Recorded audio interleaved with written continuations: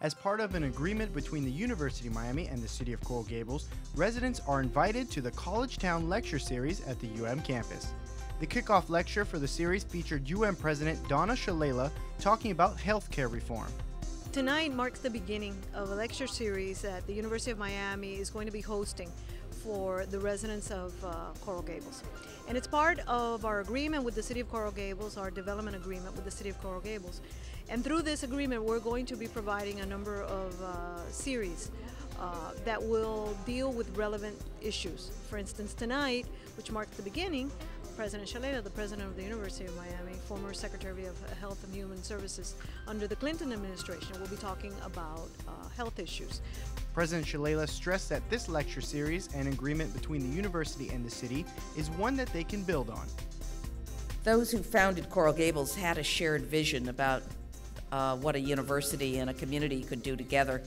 We've been working on that for a very long time and will continue to work on it. And a faculty lecture series is very much a part of this. President Shalala, who formerly worked for the Clinton administration, is well versed in the topic of healthcare issues, and the students were excited to hear her take. Well, I mean, we have President Shalala here, and she's such a great asset to the university and the community, and especially since she has such a hands-on perspective on healthcare reform, having been the Secretary of Health and Human Services for so long, that it's really nice to get the insight of someone who's an insider and who really understands what's going on behind the scenes, who knows the people that are making the decisions, and can give that additional insight that someone who's just like a normal academic who might have a very outside perspective of what's going on, she can deliver that inside perspective that you really don't get anywhere else. During the lecture, President Shalala went through the history of healthcare in the U.S. and answered questions on how changing the way healthcare is handled will benefit the public.